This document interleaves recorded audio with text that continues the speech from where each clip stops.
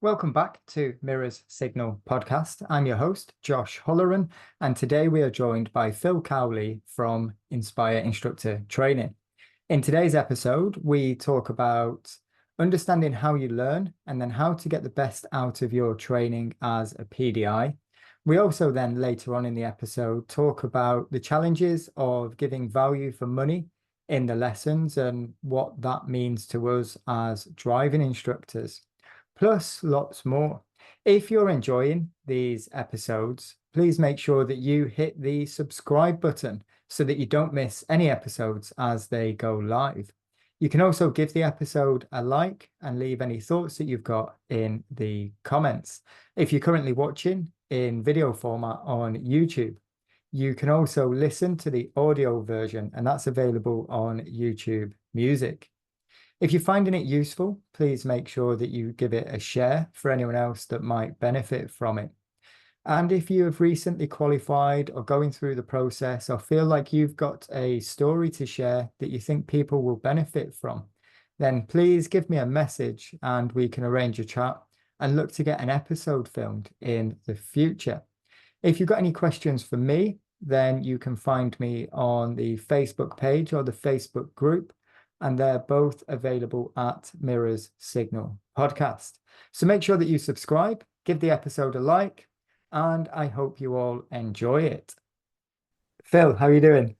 I'm brilliant, thank you. Yeah, thanks for having me on. Thank you for coming on. I'm looking forward to chatting with you. We just had a quick chat talking about things before we get started. But how's it all going with Inspire and your podcast and your mentorship and everything else that you guys have got going on? Yeah, it's been a bit hectic. So yeah, it was a crazy sort of kind of idea that we had in sort of December last year, and it was literally like the 1st of December, and we launched then 1st of January. So in a month, we went from let's do this to launching with a few courses already like up and running. So that was quite a hectic. Just like we had Christmas in there and stuff as well. So that was like a hectic month. And then yeah, ever since then we've just been adding content to the I was telling you earlier that like I added it up and we've got 24 hours of videos on there plus the podcast. Yeah, and we've just been gradually adding members to our group and um, what's really been nice to see is that they're staying. Like, and not that we were expecting them to sort of leave en masse, but it's nice to see that they want that. But one of the things we said when we first started it, the whole point, the whole thing we wanted it to be, it wasn't just like a turn up and do one little bit of training. It was the idea it was going to be continuous throughout the year, constantly just adding and getting better. And you've got and so you can go and watch one of the courses or watch the Zoom, but then throughout the week you've got access to me and Diana to come and ask questions if you struggle to implement it in the car. Because I always used to find that like I'd go and do a course and go, oh, I've got all these great ideas. Maybe one or two of them sticks, and then I go and try and put them in the car, and that doesn't quite work for me, and isn't quite, and you've got no one to go back to. And so that was kind of our reasoning behind it. Was you've always got that access to ask questions, and it's really nice as well seeing it because we have like a private Facebook group for all the members. They're starting to kind of support each other as well, which is really nice to see, and sort of kind of offering different like, oh, I tried this today and it really worked and that sort of kind of stuff. So yeah, it's quite a nice little community we've got going there. Nice. From a lot of people that I've spoke to, I think there's potentially an element of that missing for some of the people that are going through the qualifying process.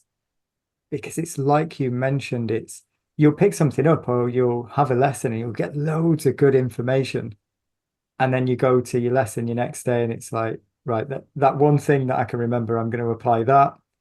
And then everything else is sort of like, what was the other things that we went to? So to be able to go back to it and also have a community that's got that same knowledge, so you can almost grow, say like a team, just helping each other out and develop together. Yeah, we also have like an accountability post on a Monday, so everyone posts what they're going to try and do that week, what their focus is that week, and we really try and get everyone to limit it as well. because it's like easy to go and right, I want to get better at this, and this and this, and we're like, whoa, that's not happening this week. So it's like pick one or two things and just have one or two things as a focus, and that's something that we always try and implement it with the Zooms and things like that. Is like, what are your one or two like key takeaways that you're going to go and put in, and it's always just like you can't do it all at once. And it's some ways like the industry at the moment is like the best I've ever seen it for content, like with your podcast, my podcast, Terry's podcast, several training companies out there, lots of good trainers putting out content. So the content's out there, and in a way, sometimes that can be overwhelming because you've got all of this information, and like I see certain PDIs. I almost want to call them like super PDIs because there's a few PDIs that you just like you recognize because they throw themselves into everything, and it's fantastic, and I love the enthusiasm, and they're going to become good driving instructors just from that enthusiasm and wanting to learn. But there is an issue in the fact that it's so much content when, particularly when you're new in it and you're still just like finding your feet, that you get a bit lost in it, and you can't quite you're like, who's it, like this advice is slightly different to this advice, which one works, and you just get a bit lost in all of that advice, and you need someone to just hone you in and point you in the right direction, and keep you on track, I suppose. Otherwise you end up sort of all over the place. Joe, I think that's brought us quite nicely to something that I wanted to talk to you about because you're right, there's so much content, and anyone watching or listening, keep watching this and listening to Phil. So make sure you still do that. It might be too much, but stick with it. But as PDI is coming in, there's something that's come up on a podcast recently, and that was with Melissa, and it was she had to figure out how she learned and maybe realized the process that she was going through at certain points maybe wasn't the best for her way of learning. So for if we have PDIs that are watching this or listening to this who are overwhelmed, what are some of the things that they can do to figure out what's going to be best for them and who's going to be best suited to get them through the process? Yeah, Melissa's actually one of those super PDIs I was talking about who just threw herself into the industry, and I know I supported Melissa a little bit, and I know she was getting some training from Bob, and I'm sure she like been on like all of these like different. She'd done a bit with Go Green, and she's on our membership. So threw herself into everything, which is fantastic, but then also like potentially fell over herself with too much information and didn't know what to implement and how. But how they learn and stuff, and I think it's really interesting because like even just coming away from this sort of kind of national like content that's out there, you've also got, which is super important, and I think if when we're supporting our PDIs, we can't be in the car with them, but we can do train, like get them to record lessons, and we can give them feedback, but we're not in the car with them. So it's important that they work with their trainers to progress, because that person in the car is crucial. But what's interesting, and again, like this learning style, is that a lot of the training, or from what I hear, basically, because I'm not in the cars with them, is that it's very much structured. It's this is what we're doing today, and if it's role play, it's like, right, today we're going to do junctions. Go write me a lesson plan on junctions, and then deliver this lesson plan on junctions.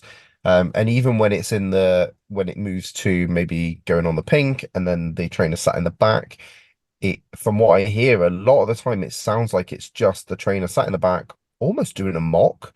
So watches the lesson and then gives you all this feedback at the end, maybe with some things to go and implement. But it like, imagine if we taught our learners like that. If we did a bit of role play, so go watch me drive, which I'm not against demos. I love a demo. I think they're brilliant, but for 40 hours, probably not. And then and then you went, right, you watch me, now you go do it for half an hour or an hour, and then at the end you just go, right, this is all the stuff you did wrong, next week get that better. And that's basically what the training seems to be like. And I was actually at the Intelligent Instructor convention, and John Sheridan from the DVSA said something that sort of resonated with me. Basically, a PDI sort of kind of mentioned about like wanting the DVSA to just tell us what you want from us, sort of kind of thing. And John Sheridan quite rightly said, "I'm not your trainer. The DVSA is not your trainer. We're not a training organization, and that and I don't think I want them to be either." But but he also then followed that up with, he goes, and you have it. I'm assuming you have a trainer, and your job is to demand from them what you need. And I think that if I was a PDI like listening to this, no matter who you're training with, you're paying that person a lot of money. So like demand a service, demand that this is how I want to be trained because this is what's going to work for me. And I think that would be my biggest advice to any PDI listening, no matter what your learning style is or what your needs are, because it might be that you're struggling with a particular thing, then tell your trainers. I know that can be a bit scary, but tell them. I'm sure that they would be like willing to listen. And if they're not willing to listen, then they're not the right trainer. So they yeah, tell them how you want it, how it wants to go. Like this is your learning process. Um, you take ownership of it, I think is probably what I would suggest in that sort of kind of sense. It's a challenge, isn't it? Because you've got people that potentially don't know, well, they don't know what they don't know, and Hmm. they don't necessarily know that what's happening is not the only way to do things. Hmm. Like you said, it's quite structured. And I remember my training, it was very much this is the first lesson you need to do, this is the next lesson you need to do. And I done an intensive course, so I done 40 hours over a week. And I didn't know that there were other ways to do this, which hence a few years later, we've now got the podcast going to hopefully give some insight to people that are starting the process. But like I said, if someone's coming with a training program and a training pack and structure, and they're like, right, this is what we're going to do. And then I guess you've almost got PDIs that are sat there and they're finishing the lesson and going back after it. And they're like, I'm never going to get this. There's too much. I don't understand it. I'm not getting it. And then they almost feel like it's their fault and it's them that are the problem. And it's going to be a challenge then to say, this isn't working for me. Do it a different way. Yeah. No, and I get, and it's interesting because you're right. I think that is a challenge. And it's almost because maybe as well that a lot of the relationship in those cars is like this up and down sort of like I'm the trainer, you're the PDI. And like we talk with learners, that we should be creating that equal relationship in the car. Like all my PDIs are fully able and capable to like come back and talk to me and challenge me and question me, and that's absolutely 100% okay. And I try and pride myself on making sure that like with anybody, I don't want to sound like or come off as I'm better than you, that sort of kind of thing. Like yes, I have more knowledge because I've been doing it for longer, but you have all these skills and knowledge from wherever you've come from in the world to this crazy industry. And so bring that with you and use that. So there's never that sort of kind of, it should always be that trying to create that equal learning approach. And I think with this sort of kind of the process, I don't want to overly like no well, no screw it, I'm gonna Let's go. I think it comes from the big schools, to be honest. Like if you think about the majority of training comes from the big schools because of the numbers that they have. And so and and in their defense, if you have a large school with hundreds and hundreds of PDIs and hundreds of multiple trainers, you have to kind of create a structure because you're trying to create this sort of kind of brand and you want that everybody's training to be exactly the same. You don't want your trainers necessarily to be going off and delivering whatever they want. Like this is your brand. And like if you think about if you go to a McDonald's, you get the same McDonald's wherever you go. and that's the beauty of it. That's what they create. Like it might not be amazing, but you know it's not going to be shit. It's that sort of kind of thing, and that's kind of what these big brands want to create is this. You know what you're getting. Now, in my opinion, it's not good, but it's they have to create a structure, otherwise they'll take this trainer on and say, right, can you train our pupils? And they'll go, okay, but how? And then they've created this structure. And I think that's the issue, is because then the trainer, and I like when I first started as a trainer, I was at BSM. And I literally had a piece of paper that said, this is what you're going to do on lesson one. It even breaks it down for like the first 15 minutes you'll talk about this, then 20 minutes. So it's like that structured. And that's like I don't think I did it ever, but I don't know how you can do that. You go, oh sorry, stop that conversation. We're moving on to the next bit now. And it just creates this sort of kind of, regardless of whether you have, so say what I don't know whether you're practicing, I don't know, question techniques, and then that particular PDI is struggling with question techniques.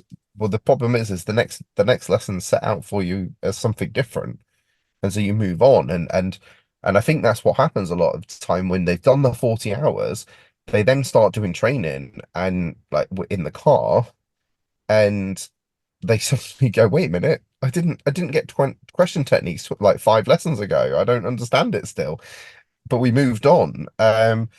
And so I think that causes a problem. The 40 hours causes a problem in itself, just because it takes longer than 40 hours to be good at this job. And um, so that creates this sort of kind of like rush through it mentality. Like most of my guys will have done more than 40 hours when they by the time they get on a trainee license, or and actually they will have also done quite a few hours with learners before they go on a trainee license as well, because I lend them my learners.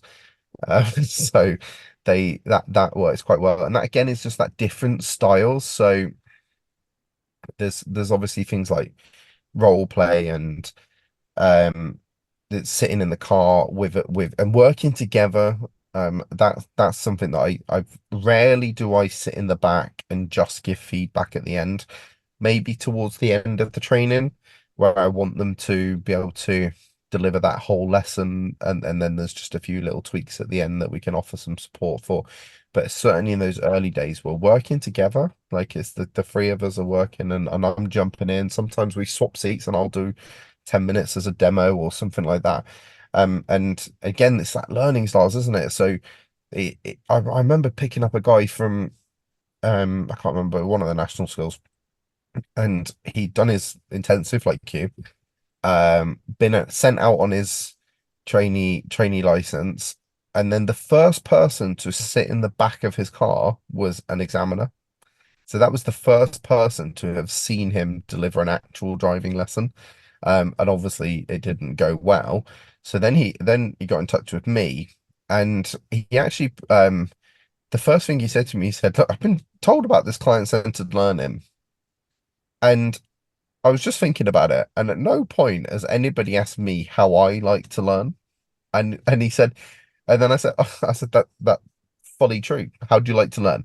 And he said, well, I learn from watching stuff. And so we set up a plan that he was going to go and watch some videos and learn from that, but also come and sit in the back of lessons and learn from watching in that perspective. And then we would, once he felt like he'd taken in some information that way, then we would maybe go and watch his lessons and try and improve from that perspective. And this is what we were talking about, wasn't it? Sort of kind of this, everyone has their own learning styles. Like I've got PDIs who go and buy all the books and just delve into like in the driving seat and some of the coaching, like coaching for performance in the inner game of tennis. And that's how they want to just like soak in that information. And then obviously with the mentorship, we've got loads that like to do it via the videos.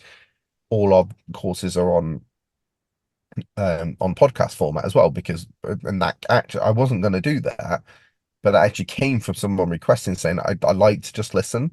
And so I was like, yeah, that's fine, I can chuck them on there. So we put them on there just for this one person. To be fair, more than one of them now listen, um, but it was all just because this one person had a different learning style. I wanted to be able to accommodate for that. And I think it just goes back though again to demanding this from your trainers and saying this is what I like to do, and they should be asking. Like it should be the first conversation you're having in the car with them, and how do you like to learn, and what have you done in the past, that sort of kind of stuff, and picking up on. And I think this I do this with learners, but I think it's even more important with PDIs and ADIs because most PDIs and ADIs, this is like your second career. I know there's like I was one of them, sort of kind of started when I was like 21, but the most of them it's like second job. And so, okay, when you did your first job or first career, how did you like to learn? Like, how did you best develop when you, or what were your best development sort of moments? And and then let's work with that. Let's make that the way we do your training. And yeah, that doesn't happen enough, I don't think, in the industry. I think there's potentially a few reasons, and you've maybe touched on them. Um, the people that have got the bigger numbers need to keep, like you say, the brand and the structure, and this is the training template. This is what we need to follow. And I expect it's done in a way that a large number do get through. Whether it's the best training for them or not is, well, we won't know. But it's probably going to get a lot of people through because it's giving enough information. But is it tailored to every individual? So it's potentially just a more broad brush approach that right, if we cover all of this, most people are going to be all right, but some people won't. And I guess it's on the individual to figure out how you learn and what areas you need to develop and put some time into understanding yourself because I came into it as a second career and I'd spent 8 years teaching and delivering lessons and coaching and developing. And I'd not really realized how transferable it was until later in the process. And I'm like, I've just been doing this. Let's just apply it in the car instead of in a classroom or out in the field, whatever it was I was doing. But actually sitting down and trying to understand how I learn, what bits have worked for me, what can I pick up, and where do I need to develop? And then come back to this wealth of content that's out there. Yours, this, Terry's, you've got all the other guys with either subscription services or free content that's out there and almost cherry pick the information that you need. I mean, it's going to take someone a while to get through my podcast now, and then even longer to get through yours, and then I don't know, probably a couple of years to get through Terry's. So it's I'm so glad that I have listened to Terry's from the start because going into it, I'd be like, oh my God, that's a lot. Whereas I just get to keep up to date now. That's all I do. that's it. But imagine coming into the industry I now know. and finding something like this with us talking and then being like, well, I didn't understand questioning technique. I've not quite got it. And be able to go through like Terry's content, or I've done a couple of episodes on it, or your content, and just find those episodes with different people putting a different spin on it. And if you're still struggling, reach out to the person that was on the episode that was talking about the topic you're struggling with. Because it's come up a few times. And I think some trainers are potentially going to struggle with the time limit that they've got with individuals to almost tailor it or spend too long on one topic because they've got the full curriculum to cover. But it's your business. Anyone that's watching this that's looking to qualify as an ADI, they are your trainer, but it's on you. It's going to be your business, and it's in your interest to find your weaknesses and I guess find someone that can help you develop in that area. Mm. Yeah, I think again, it's that taking ownership of your learning, um, and almost maybe not expecting it to be spoon fed to you. Like I'm not saying that's what everyone does, but there's there's an element of I'm in my and maybe just like diversifying a little bit, I suppose, because if and I sort of get it because you paid your money, and if you pay your sort of kind of course fees, you think, well, I want to stay with these people because I'm doing it, and I don't want to go and spend some more money elsewhere because these guys should be. These guys told me they were going to make me a driving instructor, and so. Like I said, I think I'd go back to the two things I would say is one, you're right, you paid your money, so demand better training. Or not, better's not the right the word, but because I'm sure that trainer's doing their best, but Tailored. it's more tailored.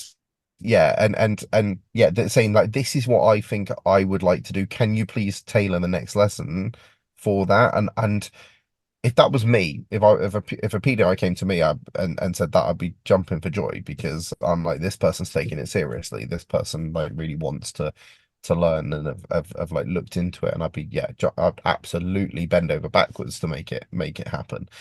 So I think there's that, but then also I do think you should diversify a little bit because then you, like you said, you'll get different perspectives on the questions were a great example because there's probably not a content provider that hasn't done something on questions in some way or other, but it'll all be slightly different.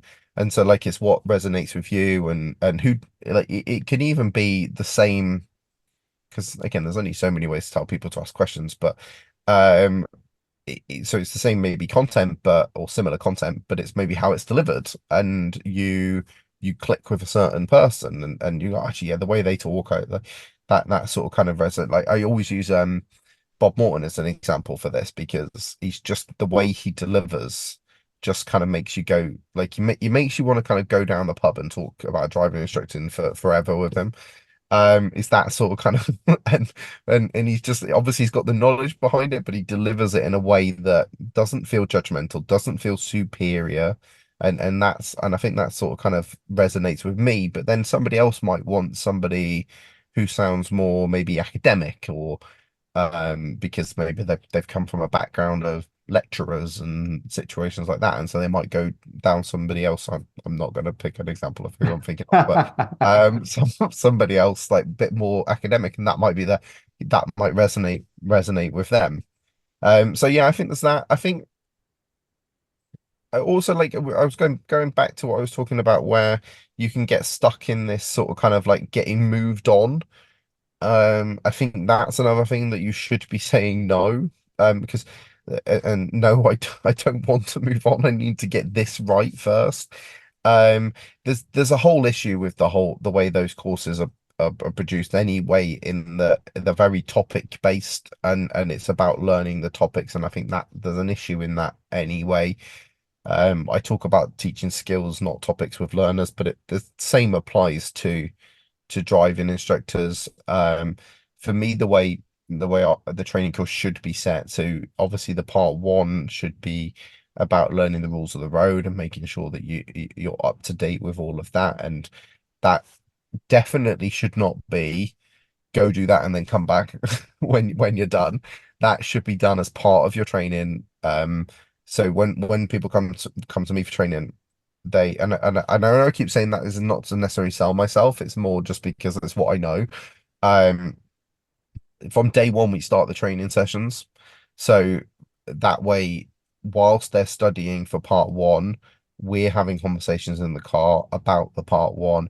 They're able to come to me with questions if they're struggling. So that's all kind of integrated. We do, to be honest, the way I actually do my training, because I would say that the normal stereotype is then to do the part two training. And then when you pass your part two, you start your part three training. But the way I do it is we probably do maybe two drives of part two training, tops, maybe one sometimes, depends on how good they are. And what I do in that drive is obviously give them the tools to go and fix themselves. And I always tell PDIs that they are their first learner. So, and so already they're starting to think of how to fix faults and how to analyze their own performance, which is what they're going to do with their learners. And so it's already bringing in that part three. And then from that, and I think I was almost forced into this a little bit by the waiting times. So from that point on, we start doing the part three training. But within the part three training, we yes, we're learning the topics. And we're studying to again to build up that knowledge, because if we learn that, that'll improve their driving, which will then improve their part two. But while we're doing it, we're also talking about some of the conversations that they might have with learners. Well, I'm not necessarily role playing these at the moment. We're just having conversations, creating mind maps and things like that, so that they can have this. I want them to be knowledgeable, because I think when you've got that knowledge and you get next to a learner, you have a bit more confidence in what you're saying, and then you're not constantly worried about what you're going to say or ask, because you've got that knowledge and understanding. And then we move on to like the how to be an instructor stuff, and from that point onwards, it's no longer about like I could pick any topic and it doesn't matter, because like we could be teaching anything. It doesn't matter because it's about the skills of being an instructor. So what we're working on is their ability to watch the pupil, i.e., or me, or their ability to ask questions, their ability to set goals, their ability to coach them, and their ability to structure it, know when to change those levels of instructions. Like none of that has got anything to do with topics, and that's what they should be focusing on those role play sessions, or sessions with they're in the back. I think when I sit in the back, I always find it quite amusing because my PDI wants to tell me everything about the pupil and what they're doing and what we're going to go and do on the lesson. And I keep trying to having to remind them that this is their lesson. I want to know what you're doing, what your focus is, what you trying to achieve. And that's the key. It's like we're trying to work on those skills, like and when we talk about it in the accountability thing, it's like no one says I want to be better at teaching roundabouts this week. It's I want to be better at asking questions, or I need to be more picky with my pupils because I'm letting too much go, or something like that. It's like it's a skill of a driving instructor. So why is that the stuff that all our ADIs and PDIs are saying this is what we think we need to be better at? But then on the other side, the training is about how do you teach roundabouts, how do you teach meeting traffic, how do you teach this, and it's not about the skills of teaching. Like, because once you know how to teach, you should be able to teach all of those topics and anything really. Like I taught my last year I taught one of my daughters to drive and the other one to ride a bike. Um different ages. Um but the skills in doing both of those jobs were exactly the same. So I taught my daughter, my 5-year-old daughter, to well, 4 or 5 at the time, to ride a bike using the skills of a driving instructor. And so you should be able to teach anything. I think it's similar to our learners as well, isn't it? You spoke about skills for PDIs, and we talk about skills for learners. If we have the skills nailed, at least this is my thought, if a student knows how to adjust their speed and get into an appropriate gear and look for danger and read road signs, it doesn't really matter if we're coming up to a junction, a roundabout, or whatever else, because they're applying the skills. They're looking at the situation, they're slowing down, they're dealing with it. But with training PDIs, because I don't do it yet, does the ADI 21T kind of direct that? I've not looked into it too much yet, but from memory, it's very much topic based, and you almost need to tick off and you have to evidence so many hours in each topic. And from memory, none of them are really on kind of questioning techniques and, The like you said, the fundamental skills. I bottom could be four, wrong. the bottom four sections are more skill based. The rest, you're right, it's like roundabouts and stuff. But then if you look at the like national standards for driving rider training, that those two documents don't match, because the national standards tells us that we should be teaching client centered and coaching, and it maybe doesn't go quite far enough, but it's but it does give you all those sort of kind of like not minimum standard. It's saying like you should be striving for this, but then you could go back to that form and it says, well, these are the topics. So yeah, I fully see why people go through it. I might get told off by a DVSA, but no, I don't teach them one by one by one like that. I do my 40 hours of my PDIs and probably more.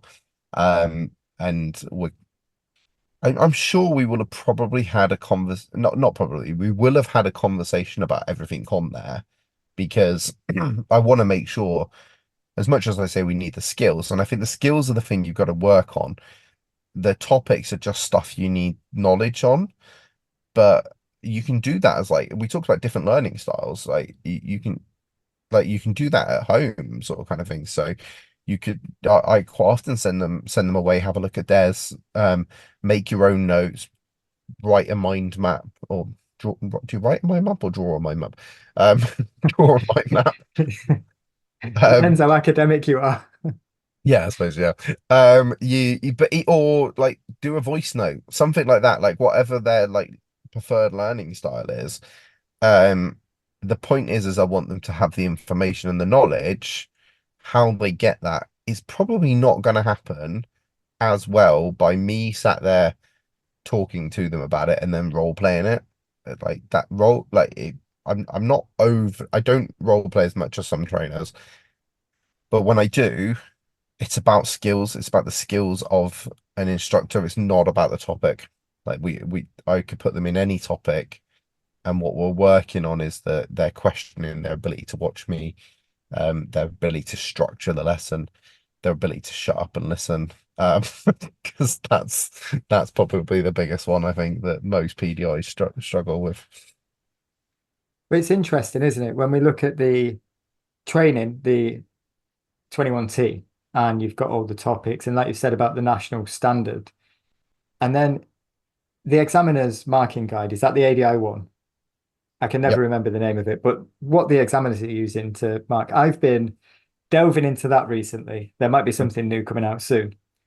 But what's really interesting is what's in there. And it goes back to what you said at the beginning about what do you want us to be doing? And I think the ADI one gives so much information, and some of the things that stood out for me while I've been going through it is about like asking questions and don't assume that you know the answer or don't assume their knowledge. And it kind of says it in there that that's what the examiner's looking for when they're assessing a part three test. And we have access to it. So we're going to a test and we have the answer sheet. The answer sheet's on Google. And Yeah. it's not the best read. There is so much information in there. But I think that for me going through it again now with a little more knowledge makes it make a lot more sense to me because I'm like, this makes sense here. These points make sense. So what the examiner's looking for, I do think looks more at like you were saying, it's how they're teaching, how they're developing, opposed to are they any good at teaching a right turn? Because there's a lot in that document that the examiners are going off to mark Hmm. us on our part three and our standard check. Yeah, it's quite interesting, isn't it? And I, I think I've changed my stance on the ADI one recently. And it was actually since talking to someone at the DVSA. And it the way I sort of kind of look at the ADI one, you're right, the answers are there.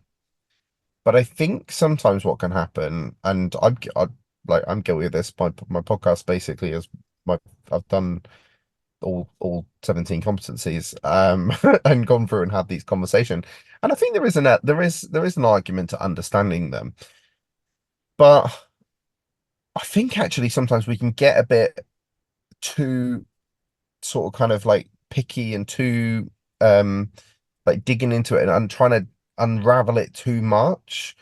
And forgetting that the ADI one is designed for examiners, not us. So it's their guidelines for marking a test. And it is nice to know, like if you're going for a test, it's nice to know the criteria. So I think that's the key. The but I think actually from a PDI point of view, I'd have a look at it, definitely. But I think actually it's your trainer's job to know that inside out and then make it simple.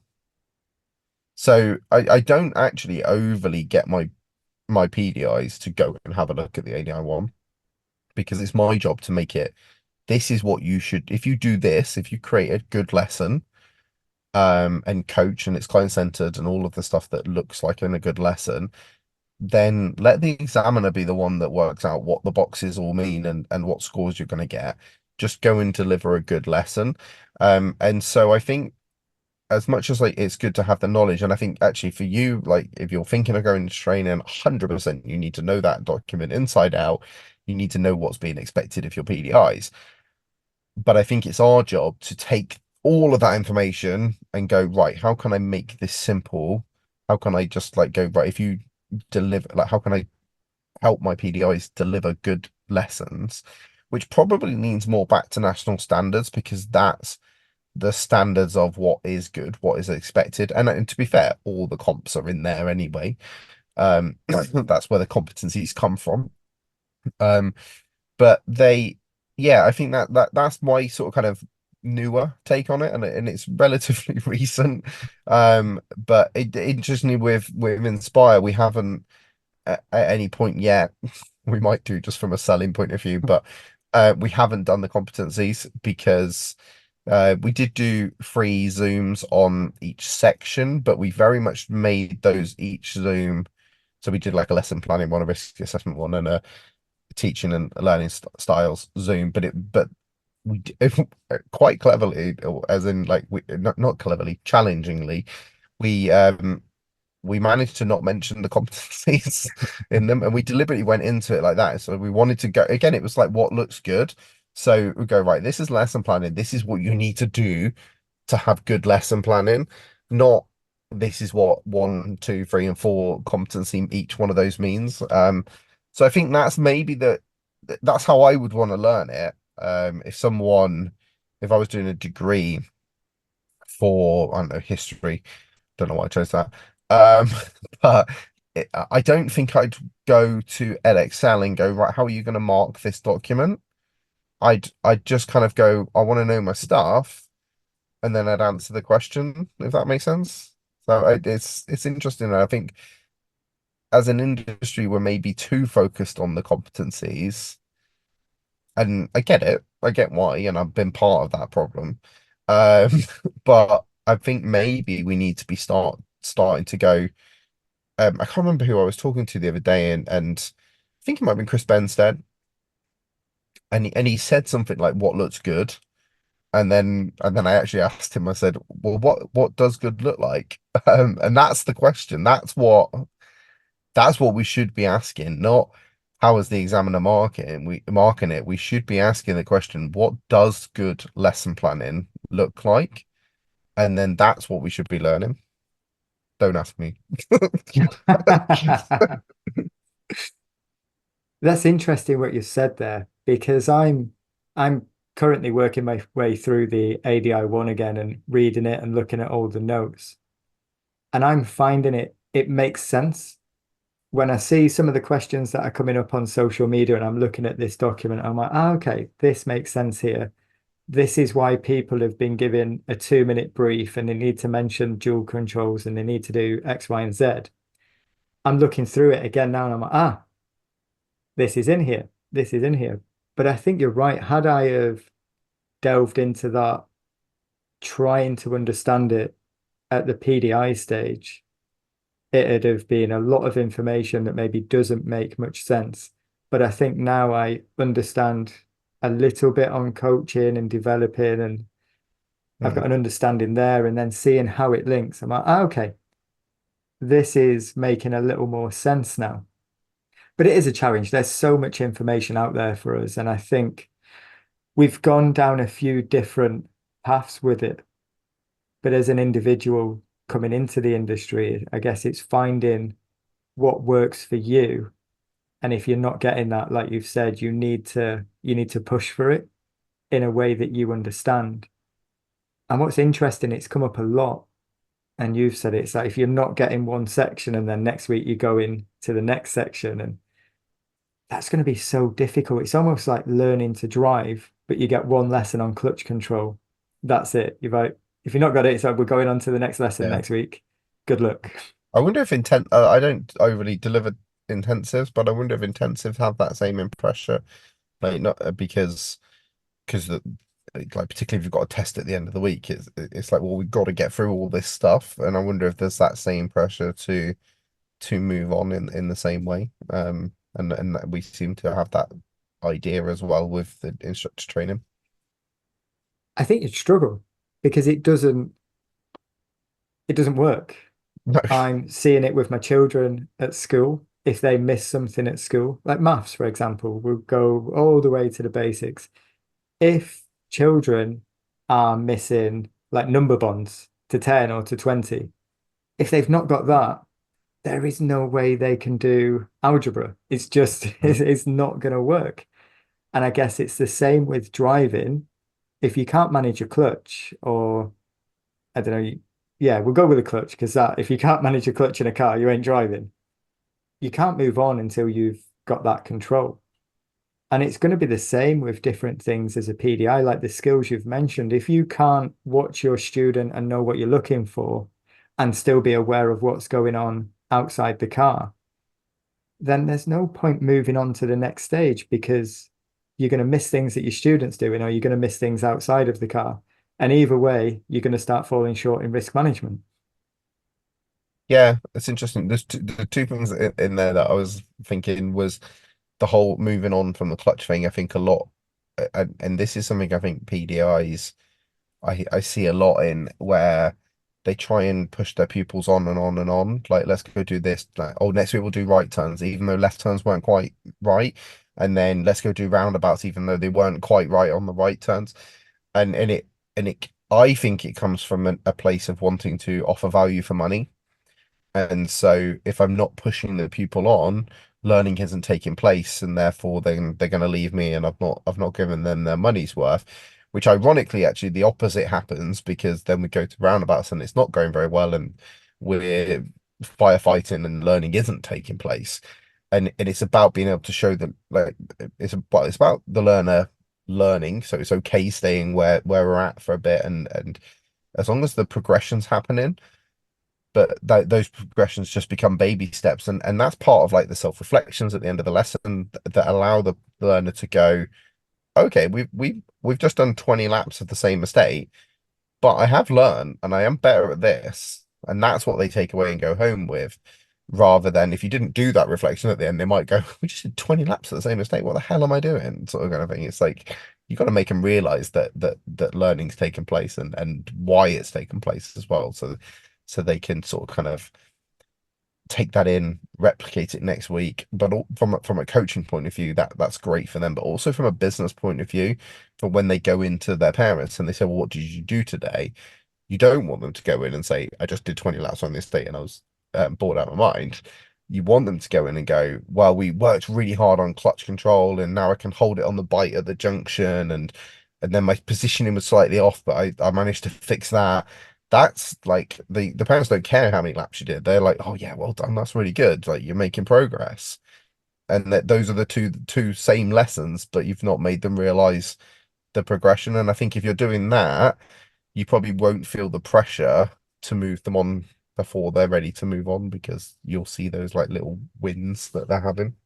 And then from a PDI point of view, I can't remember what you said earlier about the PDI moving on. Oh, they're sort of watching what not being able to watch, and I think that's the same. Like you said, it's like the coaching. Like if let's say I tried to then move them on to asking good questions and coaching and stuff before they, like what are they going to coach because they haven't seen what's happened. You've got to be aware of what's gone on, and it's one of the first things when I get a PDI in the passenger seat and start getting them looking around. One of the first things they say is like overwhelming. Like they've got all these mirrors and then they're trying to watch the pupil and they're like, oh yeah, I've got to watch the road as well, and like there's all this stuff going on.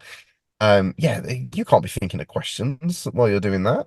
You've just got at that point, it's like you've got to just get into the habit of being able to rotate, yeah, and train yourself to scan the road and in the car in a different way. So as a driver, you were just scanning the road. Now we've got this extra elements to bring in that we need to be adding and scanning, yeah, and that takes a bit of time to get used to. And if people Maybe. haven't had the time to do that, because Mm. you when you've mentioned it there, I'm thinking about, I'm like, yeah, I'm looking down the road. I've got to figure out what's going on up there. I've got to watch my student, make sure that my student's doing what they should be. And if you miss the student doing something, then question them on what they're going to do and they've already done it, then you're kind of undermining the student and you're getting probably not a good response of them. I've already checked my mirrors. I didn't see you do it. That's because you was looking down the road and not at me. And if you haven't got that step, then moving on, and then all of a sudden you've got to ask these questions.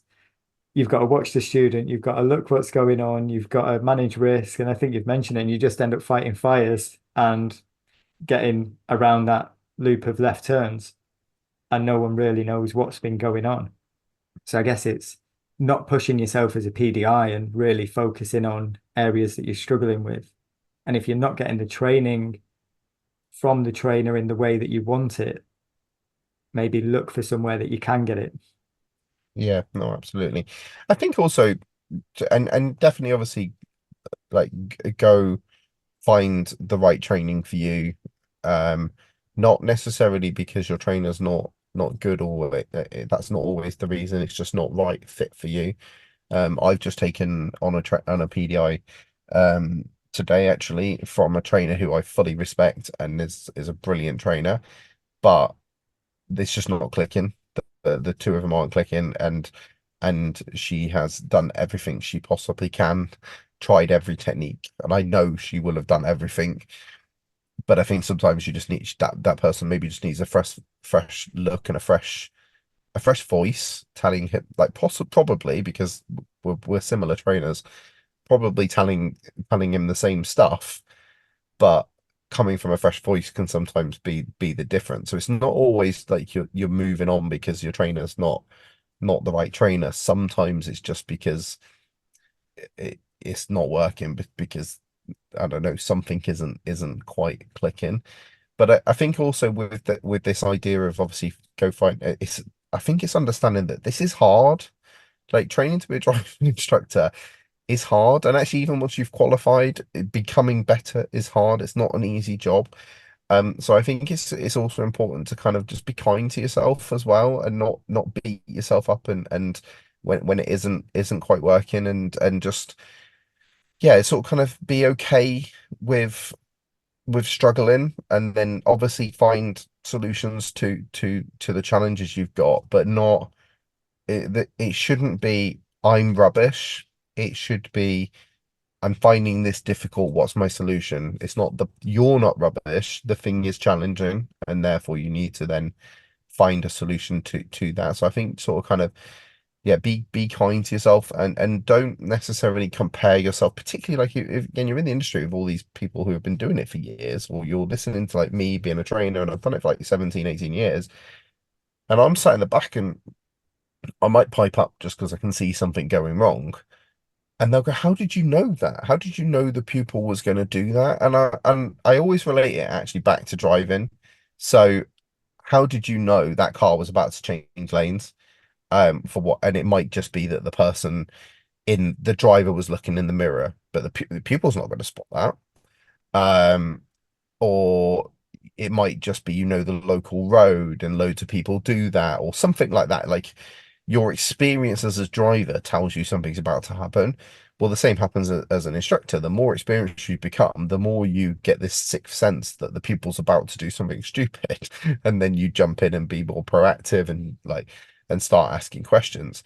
But you don't get that sixth sense when you first get in the car, and that takes time. There's no that you can speed it up by self-reflecting on what happened and what could I have spotted earlier. So, one thing I always tell my guys about jumping in on the pedals.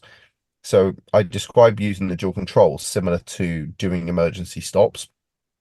So if you think about, as a driver, when was the last time you did, like, an emergency stop, like a proper hit the brakes really hard, like seatbelt kicked in, and you had to, like, fully come to a stop? I think I've only ever done one off There we the go. top of it because the other Yeah. two times I should have, I crashed, but that's for another episode. Okay. Um, Maybe you should do yeah, more. once before I became an instructor. Disclaimer: this was years ago. But yeah, carry Yeah. on. But the point is like, it doesn't happen often, and it happens less, and or even just those, like, quicker breaks. like sharper breaks happen less the more experienced you become, because you become more aware, you spot the hazard, you're off the gas, and you're planning, and you're just driving better, so you do less emergency stops. And I think the same happens with the dual controls. Like, I'm not saying don't press your dual controls, they're not a bad thing. It doesn't matter how experienced an instructor you are, you're probably pressing them a few times a week because pupils do stuff.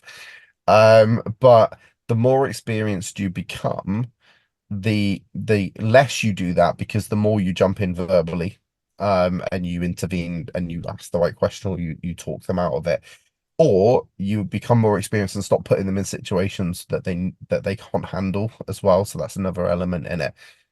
So I always say to my guys, like, don't beat yourself up about dual controls, because absolutely use them. They're a safety tool, and they rescue a lot of times. But always analyze it and say, did I hit that dual control because it was just a moment?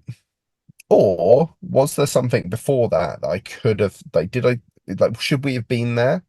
Like, was that too much for the pupil? Or could I have spoken earlier? Could I have mentioned something earlier? Did they give me any clues that they weren't going to do the right thing? Were they not looking in the right place? Those sort of kind of things. And I think if you just start analyzing that, that will speed up that experience, because you'll start noticing, oh, actually, yeah, they did do that.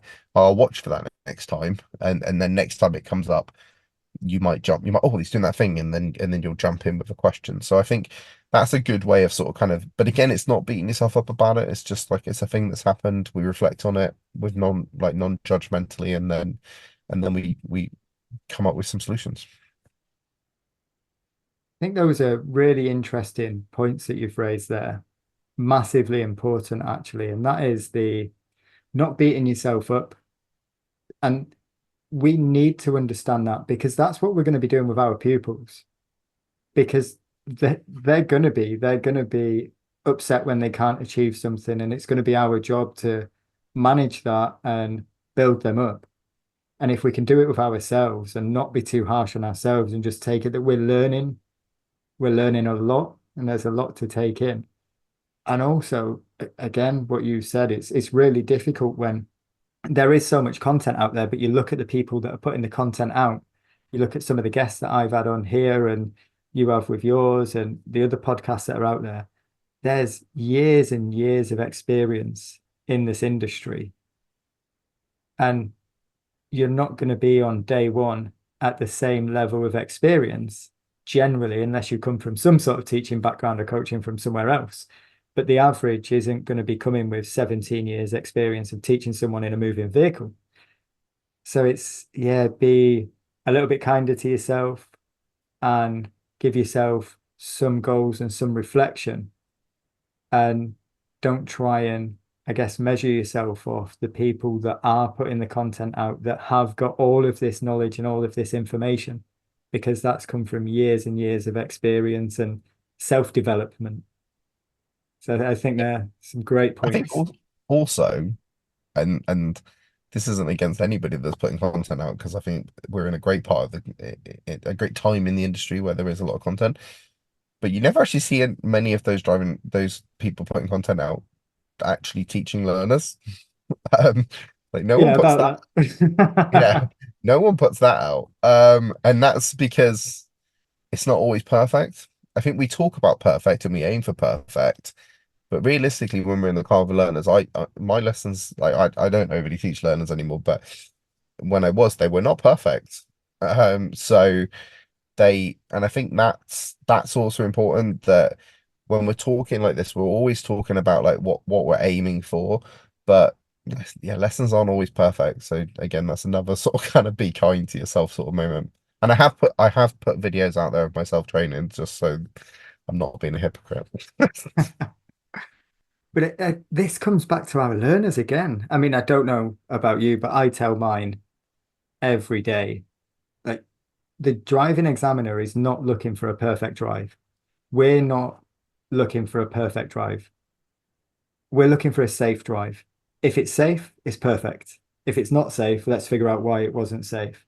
That might be wrong. I might have to cut that out. But that's my stance. And I'm not editing that out. Because yes, people want to be perfect. But when we're talking to our learners, we just want them to be safe. Be safe, be planning, and then that's a perfect drive. There might be some mistakes, which is why we're allowed driver faults or minors. We're allowed to say minors on this podcast, by the way. That's still allowed. Yeah, I'm in the driver fault camp. Sorry. So it links back to our learners again. Like, we're going to really struggle to put forward a perfect driver.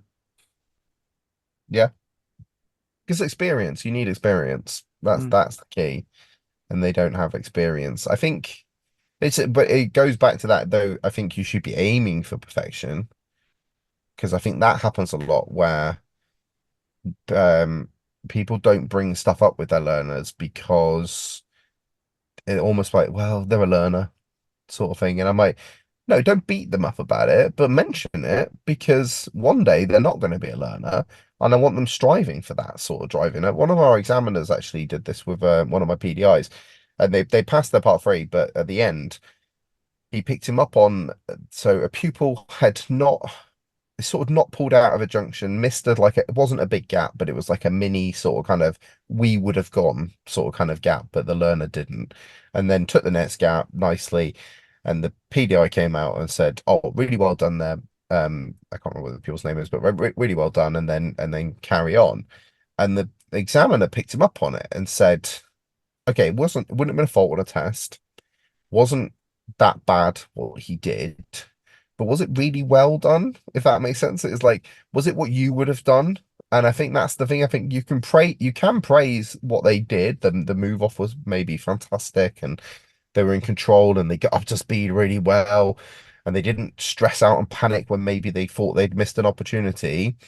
But you can also then have the conversation about what skills would you need to be able to take that opportunity. Like I think I would have taken that gap as an experienced driver. So what skills do you think you need to build up to be able to take that opportunity? And so that's then pushing them to want to be better, even though it's not like it wasn't the end of the world. I think it's okay to then challenge them to be that next step in a driver as a driver. Do you think that comes back to coaching? So it's not necessarily we're telling them they must do that, they must take every opportunity, but almost giving them the skills to reflect on, could I have done this better? So Hmm. they're not relying on us to teach everything and to give them experience. We're giving them the skills to develop themselves and build that experience. So almost Yeah, highlighting the little things that they can then be aware of.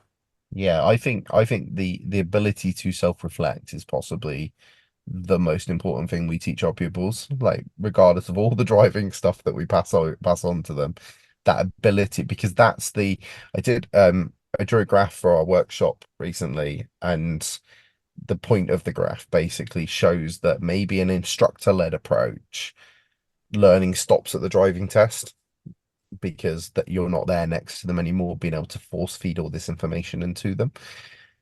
But at a coaching level approach, the learning maybe is a bit slower at the start, I find, because you're having more conversations and you're not just telling them what to do, but it then like speeds up. And the big point for me is it carries on going up after the test because we've instilled it into them. Like think about like somebody getting into, let's go for a near miss. No, well, no, let's go for a collision. Somebody has like a collision. I use my dad as an example because he always prides himself for only ever having had one collision in all of his life of driving, and he's now like 70 something. And he tells me the story, and he goes, "Well, I've only ever had one collision. It wasn't my fault." Which, and how many times have you heard people say that? And it wasn't my fault. And I was but I one with my two. yeah, um, and I sure stuff happens, but I always think, and it absolutely like when you talk. So the story is he was going through a crossroads, traffic light crossroads, and somebody went for a red light and hit him. So absolutely not his fault, but someone with a self-reflection style of learning and wanting to improve would go, okay, that wasn't my fault, but could I have done anything differently? That's always the question. And so was his speed right? Like going through this, did he scan left and right on the approach despite the fact he had a green light? Was he driving at the right sort of kind of those are probably my only two really. Like, was I looking early enough and was my speed right in that scenario? And or even did I miss the amber light changing or something? Because I've seen people do that, assume that they had the green light and it wasn't, and they didn't. But it's that just self-reflection and rather than this wasn't my fault because otherwise it'll happen again. I had that conversation with my part two trainer. I had different trainers for part two and part three. Part two trainer, great. And he made me, he didn't make me, he didn't sit me down with a gun to my head, but he questioned me on the two collisions that I've had. Because he asked on the first part of the part two training, have you been involved in an accident? I was like, yeah, yeah, two accidents. Neither of them was my fault. And he was like, oh, what happened? That people pulled out in front of me on roundabouts. He was like, okay, could you have avoided it? And initially I was, no, they pulled out in front of me. Couldn't have done anything. He went through those questions. Could you have been going a bit slower? Could you have been looking? Could you have been anticipating that a car might have pulled out in front of you? If you was paying more attention, would it have been different? And then I had to sit there and be like, do you know, I probably would.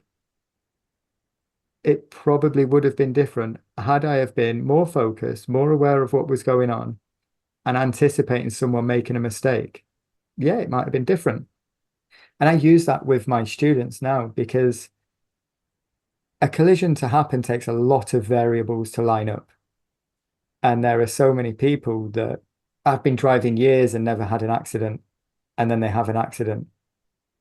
And it's not going to be everyone, but there will be times when someone's managed to drive years without having an accident because they've got lucky, not because skills got them through it. It's just someone left the house 30 seconds later or 30 seconds earlier and it never lined up. There's a fascinating approach in that self-reflection.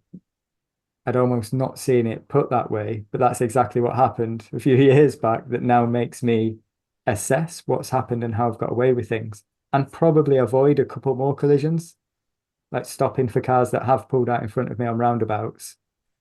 And Yeah, when you're expecting it, you don't get the same frustration. It's like, they're not paying attention. Oh, well, we didn't have mm. a crash. Let's carry on. Yeah. So Well, there's I think some, so. There was just an element of having empathy for the other driver because you don't know what's going on in their life. But I think also it's about doing that same thing for near misses, those sort of kind of moments. And because I think we all have that. Like I've had moments, even like as a driving instructor, where I something happens and I have to brake a bit harsher than I normally would. And I always go, what the hell was I doing there? And it's that self-reflection of what was going on. And it will normally be, I was like deep into an audiobook and not concentrating on the road. And you just have to then sort of question your driving, what like and sort of set sort of kind of solutions for that and like should I be listening to the audiobook when I'm driving through a busy town or and that sort of kind of thing. So I think it's yeah it's always self-reflecting on whatever you're doing. It's not just driving, like it's life basically. there's always room to develop, isn't there? And Yeah. there's so much that we can talk about with it. I'm going to lead us to some tell me questions though, if we can, if that's all right with you. We'll Yeah, go get for it. some different questions on the go. Do you fancy going through them? Yeah, let's do it. So the first one, can you tell me what car you would drive if it was the only car you could drive forever? What car would I drive? So Mick and Lee asked me this on the Kit magazine. What's your dream car? And at the time, it was a Mercedes. Like I can't even remember what it's called now, but it was their top range Mercedes car. And it's a dream. Um, but since then, I've been and bought a Tesla. So, um, but would that be my dream car forever? Um, don't know. No, I'm gonna stick with the like top class electric. I think EQS, Mercedes EQS. Okay. It just because it was so when it comes to cars, I am more of a gadget person than a motorhead. So Okay. I like my cars to have all the gadgets and to be like electric and have all the toys basically, and hence getting a Tesla because it's basically a giant iPhone. So so I think I would go and I don't think I see this is the problem is that they always forever bit because what I like is the constant technology. So maybe actually I go back to the Tesla because the beauty with the Tesla is it constantly updates. So it gets better even though you've only got the same car. So yeah, I'm gonna go for that one. Swap it around. A car that See, updates and gets better on its own. I'm I'm not sold on electric cars yet. I like your point though. I'll take that one. You like your gadgets. You've gone for a car and you've thought about that because you've gone for the tech updates as well. Let's Mm. hope they don't turn out like iPhone where you have to get a new car for the new But the technology battery every starts four dying. years. Yeah, Yeah, they bring out a new charger in 2 years. yeah, yeah. Let's hope now it doesn't happen. Yeah. So the next one, can you tell me if you could deliver a driving lesson to anyone, who would it be? So yes, I would deliver like it's one of a few people, but for the same reason. I would like to deliver not a driving lesson, but driving lessons to someone either like Loveday Rider or the Minister for Department of Transport. And my reasoning behind that is because I want them to see our world because and see what happens. And this is why I want it to be a series. I want them to go through the process of having to book a theory, taking the theory and seeing what that feels like and go through the driving lessons, get stuck not being able to book a driving test and have that experience. And I think and see also like how we deliver lessons and maybe the apps we use and the coaching we use because I think that would then help push through changes within the DVSA because you've got someone who understands what happens on the ground level. So I think that would be my go-to. I also said this at the weekend that I think that it should be mandatory that the person who is running the Department for Transport or the DVSA, I suppose, but no, the Department for Transport because the DVSA can't do much without them. Should have to have a 17-year-old learning to drive because because I guarantee if the head of Department of Transport had a 17-year-old trying to book a driving test, the waiting times would come flying down because they would make sure stuff happened. Give them motives. It's a challenge at the minute, isn't it? But what more concerns me, I mean, I get the learners. We're not going to delve too much actually, but we all know the backlog on the part two and the part threes as well. So the full system. So I like that answer on get them in the mix of it and see what's going on day to day with the running of it. That's a nice answer. Next I one. don't Can you tell me the best advice you ever received? best advice. What did I say earlier that the advice I had? Can't remember what it was now. So that obviously wasn't the best advice. Um, I'm not sure if ever. Well, it depends what you mean by received. Because not necessarily being told this, but I'm sure like from books basically which is me receiving information and therefore advice twisting the It question works. It works. yeah is and it's the sort of kind of thing that I always push myself to do so therefore I've received it from someone is never stop learning and never stop growing. It's like I suppose it's from the growth mindset the book that so the growth mindset it's this concept that your your level is not fixed ever and so having that belief that you can always get better no matter where you're at whether in whatever part of your life and I think it's one thing to tell people to always do CPD and always try and improve but you have to have the belief that you can get better and that's kind of weird because I think some people go for this idea like I'm there now, I've completed it, sort of kind of thing. Do you remember the guy from In Between Us like completed it, mate? Sort of kind of, and I think that's what people do. They're like, oh, no, I'm an ADI now, I've done it. Or no, and then I'm not saying it's everyone. In fact, it's not most people. Or I'm a trainer now, so I know everything about that. Or yeah, I've been doing this for 50 years, so I know everything. That whatever the sort of kind of mindset is, and I think I think the day you start believing that, that's the day you stop learning, stop improving. And I think you've always got to think actually no. And again, without beating yourself up, it's not about saying you're rubbish and therefore you need to get better. It's like no, well done for where you've got to, but what else can I improve? So I think that'd be the best bit of advice from that book that I got. Nice. You can have that one. Yeah. Can you tell me one message you would give to someone who's thinking of coming into the industry? well, listen to this episode, because that's what we've talked about. Probably I would say ask lots of questions, so know what you're getting into with contracts and training. Never stop learning again, so just going back to that, always kind of keep pushing yourself. Demand the training that you've paid for. Um, but yeah, I think, yeah, I would say those. Nice. Can you tell me one piece of advice you would give a student before they go for their driving test? Yeah, my top tip actually for a driving test is be normal. As I tell all my pupils is be normal. Don't go doing weird stuff that we haven't been doing for the last however long we've been learning. And because they do, don't they? They sort of kind of suddenly start checking the mirrors in a really weird way because somebody told them to, or they go 3, 4 miles an hour under the speed limit the whole way around the test, and they just do stupid stuff. So I just say, yeah, like you're here because I believe and you believe that you should be here. So go be normal.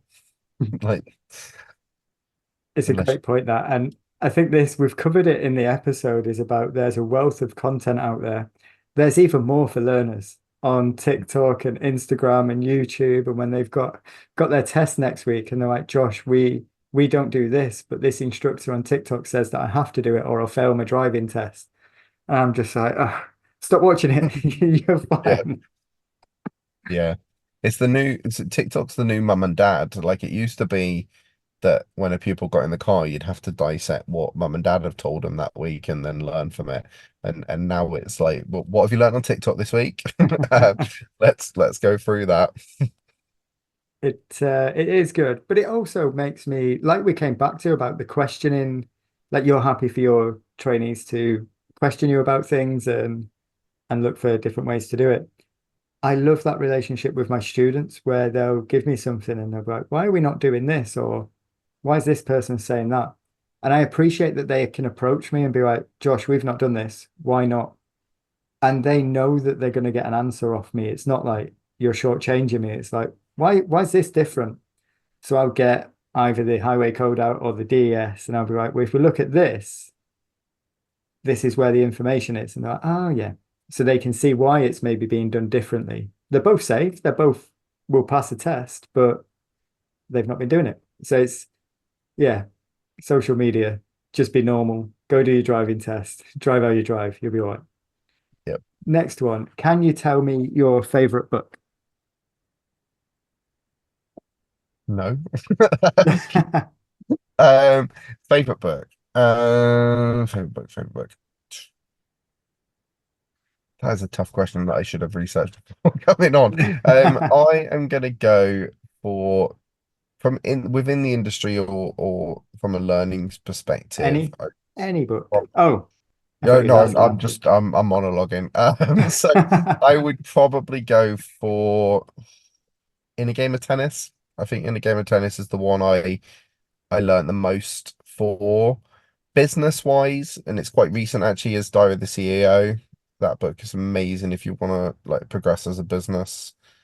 Um, and then story wise, probably. Ooh, I was gonna say Game of Thrones, but I'm actually gonna go for So Andy McNabb wrote a series of books about a character called Nick Stone, and all of those books are great. It's like SAS sort of guy. So Andy McNabb's an ex SAS soldier, so he really so you like when you hear it, it's like yeah, you can tell this is authentic because he's been there. I met him once upon a time. Oh, nice. I've read a lot of his books. They're quite good. I've Yeah, not read all of them, but yeah, I like that. He tells a good story, and some of the stuff they do is so cool. I'm not. We're not going yeah, on another tangent now with the special forces, but yeah, they do some cool stuff and some high risk stuff. So nice. You've got a few books in there. yeah. Industry, development, and stories. Some bonuses for people. The next one, can you tell me something you wish you were better at? Oh, God. My diet. I wish my diet would be better. From like, I don't. People might have seen me on Facebook at the moment. I'm doing like full on fitness life. And my fitness has improved immensely in the last few months, but my diet hasn't. And I actually did a workout today that was very body weight focused, and it was a 35-minute workout, and the entire workout was like, I need to lose weight because this workout would be so much easier not carrying this weight. And it's very good incentive when you're like running and doing burpees and stuff like that. It's very good incentive to not weigh as much. So my diet definitely I need to, and then but just from again from maybe a work perspective, I would say admin. I'm not good.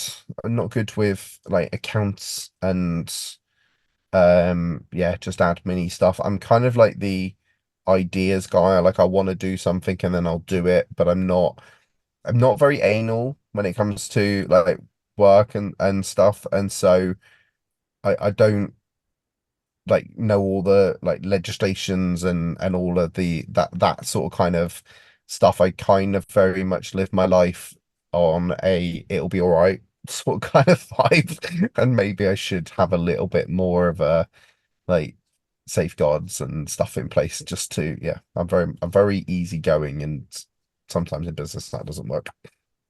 Sometimes it It really can. can Yeah. can be a challenge, can it? Can make it a challenge though when you just want to go and do something and you're that way inclined that you do just go and do it and worry about Mm. the rest later. That's it, but I think there's negatives to that, but I think there's also sometimes that stops people doing stuff. And I am very much a jump and work it out on the way down sort of person. And not literally because I'm scared of heights, but the but in business. And I think I've done a lot of stuff because of that. And I've done stuff that hasn't worked out, but that's okay because you learn from those. But I don't think I would have a driving school or a training company if I didn't have that. I would have been too. I'm still sat at home planning how to do them. Nice, some great answers there. The last one, do you have any final messages? Is the first part of the question. And the next part of the question, I'm going to start loading you with loads. Where can people find more information about you? Not any sort of kind of final messages other than my mantra of keep improving. Where can you find us? Inspire Instructor Training, and so it's inspireinstructortraining.com. And on there you find all of our mentorship program, and all of our courses are on there, which you can buy individually, but personally I would just get I know this sounds like I would just get the membership because it's for the sake of like, so we sell the courses for like 10 to 15 pounds, but the membership's only 20. So just get the membership and then you get all of them. Um and we don't like tie you into a contract or anything. You can cancel at any point. And then all of our Zooms are on there. And so yeah, that's the kind of like hub to find us, but we're also on Facebook and Instagram. And I think something actually I just and we got our workshops coming up, so go and have a look at those on the website, and we're dotted around the country for our workshops. So yeah, go sign up to one of those, and then something we do because I can't remember who I was talking to about this about how um I don't want to be someone who just sells, and all that sort of stuff. And I think coming onto podcasts like this and things is part of that. Like you want to give information out, and I don't.